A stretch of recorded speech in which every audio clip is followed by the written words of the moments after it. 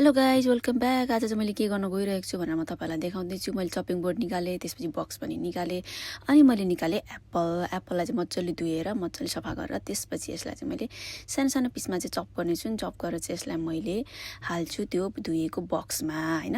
यो बक्समा हालिसकेपछि त्यसपछि चाहिँ मैले फेरि के हाल्छु त भन्दाखेरि चाहिँ पोमिग्रानेट, यसलाई पनि मैले मजाले निकालेर अनि त्यसपछि एक एक गरेर छोडाएर चाहिँ मैले मिक्स गरिदिएँ एप्पलसँग।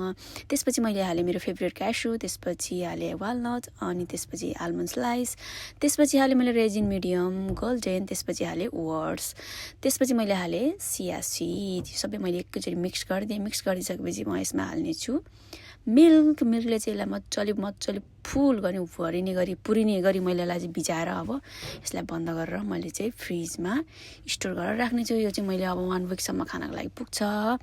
सो मैले चाहिँ यसलाई लगेर हालिदिएँ फ्रिजमा। त्यसपछि मैले निकालेँ ग्रेप्स चाहिँ कस्तो राम्रो थियो। इयरिङ्सबाट लगाऊँ कि क्या जस्तो लाग्दै थियो खानु छोडेरै, तर पनि मैले खानुपर्छ भनेर बनाएँ त्यो।